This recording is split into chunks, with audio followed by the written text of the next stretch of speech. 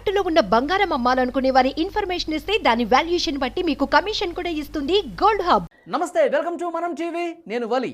ప్రస్తుతం లైవ్ లో జాయిన్ అయ్యారు జనసేన పార్టీ రాష్ట్ర అధికార ప్రతినిధి అడ్వకేట్ రజనీ గారు. వారితో మాట్లాడదాం. రజనీ గారు నమస్తే అండి. నమస్తే అండి. రజనీ గారు, పిఠాపురంలో రాజకీయం రోజు రోజుకి చాలా రంజుగా మారుతున్న పరిస్థితి కనిపిస్తోంది.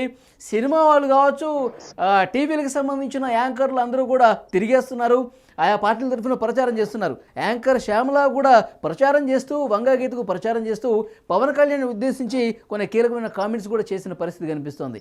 ఎట్లా ఉంది మేడం పిఠాపురంలో ఉన్నటువంటి పరిస్థితి? సార్, దొంగలు ఒక దగ్గర చేరుతారు, ధర్మ పోరాటంలో మంచి వాళ్ళు నిలబడతారు అంటూ ఈరోజు సరదాగా కామెడీ చేసుకునేటటువంటి జబర్దస్త్లో ఆర్టిస్టులు సైతం ధర్మ పోరాటంలో అన్నయ్యతో నిలబడతాను అంటూ ఈరోజు ప్రతి ఒక్కరూ ముందుకు వచ్చినటువంటి దృశ్యం మనం చూసాం. వీటన్నిటితో పాటు నాటికల్లో నటించేటటువంటి చిన్న చిన్న బుల్లి తారలు కూడా పాపం వాళ్ళ వంతు బాధ్యతగా ధర్మ పోరాటం చేస్తున్నాడు, అన్న కష్టపడుతున్నాడు, చూడండి మేము ఆడవాళ్ళం అయ్యి వయసులో మేమే మేకప్ వేసుకొని ఎక్కడ పేమెంట్ ఎక్కడ ఇస్తే అక్కడికి పరిగెట్టే టైంలో ఈరోజు అంత అందగాడైనటువంటి వ్యక్తి ఈరోజు సినీ పరిశ్రమల్లో డబ్బు సంపాదించుకోవడం వదిలేసి ప్రజల కోసం పోరాడుతుంటే, ప్రజలు అయినా సరే ఓడించినా సరే అదే ప్రజల కోసం చెయ్యి వదలకుండా నిలబడుతున్న ఒక వ్యక్తిని అన్నా అనే పదానికి అర్హుడైనటువంటి వ్యక్తమ్మా అంటూ గడప గడపకి ప్రచారం చేస్తున్న దృశ్యం నిజంగా కనువిందు అవుతుందండి పిఠాపురంలో. అదే రకంగా శ్యామలమ్మ, ఈ శ్యామలమ్మ ఎందుకు వచ్చిందంటే, శ్యామలమ్మ గారి మీద భర్త మీద ఉన్నటువంటి కేసులు చాలా దారుణమైనవి. చీరాలలోని స్టోట్పురం వాస్తవ్యుడు, లేకపోతే దొంగల ముఠాలో వన్ ఆఫ్ ద నెంబరు ఈ శ్యామల మొగుడు.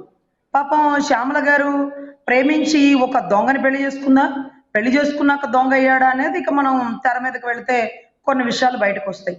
అయితే కానీ ఎంత ధైర్యం ఉంటే ఈరోజు సినీ తారలు, లేకపోతే క్యారెక్టర్ ఆర్టిస్టులు, లేకపోతే బుల్లితెర వాళ్ళు అందరూ ఒకవైపుకి వస్తే ఎంత ధైర్యంగా ఈరోజు వంగా గీత గారి పక్కన ప్రచారం చేస్తూ సినిమాలో డైలాగులు ఇక్కడ కొట్టద్దండి అని మాట్లాడుతున్నటువంటి శ్యామల గారిని చూస్తే చాలా ఆశ్చర్యం అవుతుందండి.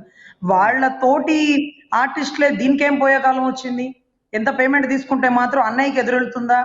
అసలు ఏ రోజన్నా అన్నయ్య ఆడియో ఫంక్షన్ కి ఏమైనా రానిచ్చే పరిస్థితి ఉందా అండి? ఈరోజు మనం ఏంటి, మన పరిస్థితి ఏంటి? ఒకవేళ అవతలోడు పేమెంట్ ఇచ్చి పని చేయమన్నా లేదులేండి, అన్నకి విరుద్ధంగా మనం చేయలేము, ఆయన ధర్మ పోరాటం చేస్తున్నాడు, ఏదో డబ్బులకి ఇబ్బంది తప్ప కానీ చాలా పదునైన మాటలు మాట్లాడుతున్నారు. ఆయన సినిమాల్లో డైలాగులు బాగానే చెప్తారు, అదే డైలాగులు ఇప్పుడు ప్రచారంలో కూడా మాట్లాడుతున్నారు. డైలాగులకు ఎవరు పడిపోయే పరిస్థితి లేదు. జగన్మోహన్ రెడ్డి గారిని చాలా బలంగా కోరుకుంటున్నారు. వంగా గీత గారి ప్రచారంలో భాగంగా నేను తిరిగిన ప్రతి గ్రామంలో కూడా ఇదే పరిస్థితి ఉంది అని చెప్తున్నారు. ఎలా చూస్తారు మేడం? అవునండి, అసలు ఆవిడ చెప్తుంది డైలాగులకి పడిపోరని. ఈవిడ వేసే మేకప్లకి చూసి పిఠాపురం వాస్తవ్యులు పడిపోతారనుకుంటుందా ఏంటి? అన్నయ్య డైలాగులకి పడిపోకపోతే అన్నయ్య డైలాగులకి పడిపోరండి అంటున్న ఆవిడ ఈవిడ వేసిన మేకప్లకి పడిపోతారా అండి? అందులోనూ ప్రచారంలో భాగంగా ఆవిడ ఒక డైలాగ్ వాడారు. ఇప్పుడేనండి ఒక ఇంటికి వెళ్ళాను, ఆ ఇంట్లో ఒక ఆవిడ, అమ్మ వంగా గీత గారినే గెలిపిస్తాను, గెలిపించకపోతే నేను ఇంకా చచ్చిపోతాను అంటుంది. అసలు ఆ చచ్చిపోయేంత ప్రేమ ఏంటో చూస్తుంటే నాకు ఆశ్చర్యం అవుతుందని. నీకు డైలాగులు రాసిన వాళ్ళు ఎవరమ్మా? ఈరోజు వంగా గీత గారు గెలవకపోతే చచ్చిపోతానన్న వాళ్ళు ఎవరెవరు తల్లి? ఈరోజు ఏ ప్రజారాజ్యం బొమ్మగా తెర మీదకు వచ్చిందో అన్నా అంటూ ఈరోజు కొణిదెల చిరంజీవి గారిని పిలిచిందో, తర్వాత మళ్ళీ టీడీపీకి వెళ్ళింది, బలమైన ఎంపీ హోదాలో ఉంది. ఆవిడట ఈవిడకట మొదటి నుంచి తెలుసట, మొదటి నుంచి ఈవిడతో ప్రయాణం చేసిందంటే ఈవిడ కాకినాడట. మరి మొదటి నుంచి ఈవిడతో ప్రయాణం చేసిందా, ఈవిడ తిరిగే పార్టీలతో ప్రయాణం చేసిందో మాకు కావాలా? ఎందుకంటే ఈవిడతో ప్రయాణం చేసి ఉంటే ఆ రోజు ప్రజారాజ్యం క్యాన్వాయ్లో కూడా ఈవిడ వచ్చి ఉండాలా. పాపం అప్పుడు చాలా చిన్నపిల్ల, అప్పుడప్పుడే క్యారెక్టర్లు వేసుకుని వచ్చిన పిల్లేమో, అప్పుడు రాలే, అప్పుడు రాబుద్ది కల. తర్వాత టీడీపీలోకి ఒక ఎంపీ హోదాలోకి వచ్చింది, అప్పుడు రాలే, అప్పుడు పాపం చీరాల వాస్తవ్యుడితో ప్రేమలో ఉండి బహుశా అప్పుడు కుదరలే, ఇప్పుడు వచ్చింది మరి తెర మీదకి. దే పెయిడ్ నో అనేటటువంటి సిగ్గుమాలిన పనికి దిగజారిందండి ఈరోజు. నిజంగా డబ్బులు తీసుకొని ఈరోజు అన్నకి వ్యతిరేకంగా మాట్లాడడానికి ఆ నోరు ఎలా వచ్చిందో ఈరోజు చాలా దారుణమైన పరిస్థితి అండి. అయినా పర్లేదు, నాకు ఫిక్స్ అయిపోయానండి, వాళ్ళు ఆయన మీద ఉండే కేసులు ఎత్తేస్తానన్నాడేమో, లేకపోతే ఇలాంటి కేసులను కుటుంబమే నాకు కావాలని దగ్గర తీసుకున్నాడేమో, నాకైతే తెలియదు. ఈరోజు వంగా గీత గారిని మీరు సపోర్ట్ చేయొచ్చు, తప్పలేదు, కానీ అన్నని తిట్టడం, లేకపోతే అదేంటది సినిమా డైలాగులా? సినిమా డైలాగులు, సినిమాలు అనుకునే మనిషి నువ్వు వయసులో ఉండి ఈరోజు సేవకురా, రోజు ఎండ డబ్బు తిరుగు, మేకప్ లేదు అంగుళం బయటికి రారు మీరు, పేమెంట్ కరెక్ట్ గా ఉంటే తప్ప సినిమా ఫంక్షన్ కి రారు మీరు. పిఠాపురంలో ప్రస్తుత పరిస్థితి పవన్ కళ్యాణ్ గారికి అనుకూలంగా ఉంది, పవన్ కళ్యాణ్ గారే గెలవబోతున్నారు, 1,00,000 మెజారిటీతో గెలవబోతున్నారు అని చెప్పి అడిగినప్పుడు శ్యామల గారు ఒక మాట చెప్పారు, ఏదైనా సినిమా రిలీజ్ అయ్యే ముందు ఎక్స్పెక్టేషన్స్ భారీగా ఉంటాయి, సో సూపర్ హిట్ అవుతుందని చెప్పి ఒక అంచనా ఉంటుంది, కానీ రిలీజ్ అయిన తర్వాత ప్రజల మద్దతు ఏ మేరకు ఉందనేది రిలీజ్ తర్వాతే తెలుస్తుంది. ఇప్పుడు కూడా సేమ్ అదే సిచ్యువేషన్ కనిపిస్తుంది, కేవలం ఎక్స్పెక్టేషన్స్ హై ఉన్నాయి కానీ ఫలితం వచ్చిన తర్వాత అది పూర్తిగా వైసీపీకి అనుకూలంగా రాబోతుంది, పవన్ కళ్యాణ్ గారు ఓడిపోతున్నారు, మీరే చూస్తారు అన్నట్టు మాట్లాడారు. ఎలా చెప్తారు దీన్ని?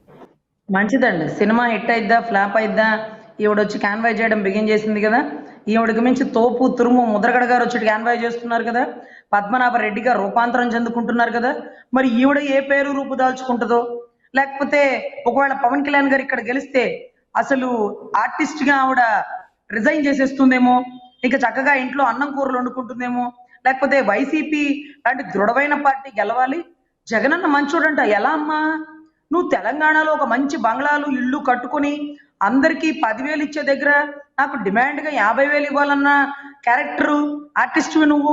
ఈ రోజు నీకు ఆంధ్ర సమస్యలు నీకెలా తెలుస్తలే? అమరావతి రైతుల్ని చీరలాగి నడి రోడ్డు మీద పడేసినప్పుడు నువ్వు ఉన్నావమ్మా? లేదుగా పాపం.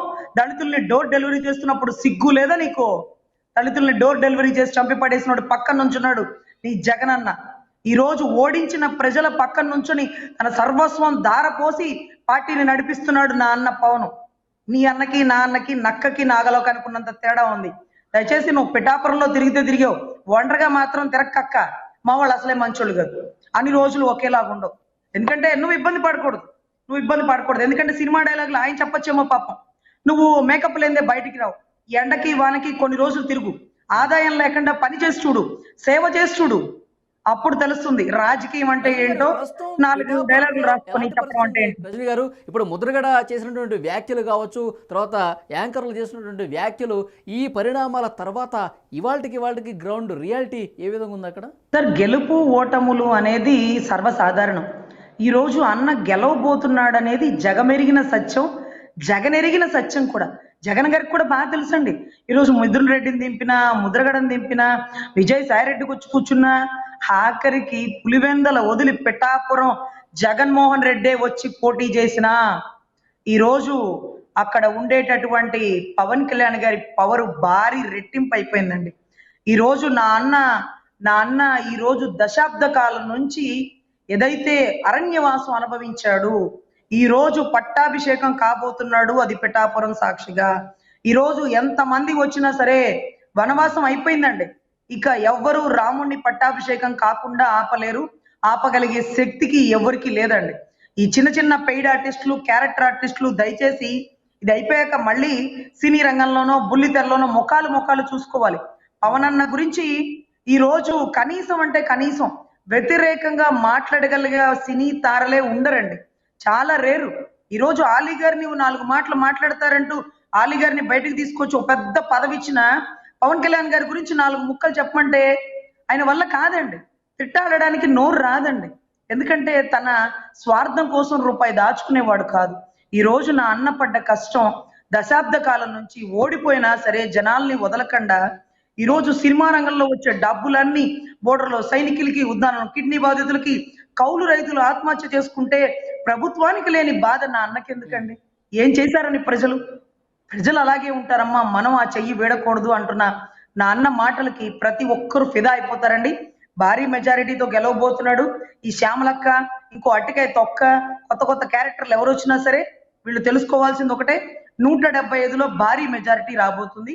నా అన్న విజయాన్ని ఇంకెవరూ ఆపలేరండి. Thank you very much Rajani గారు. నమస్తే అండి.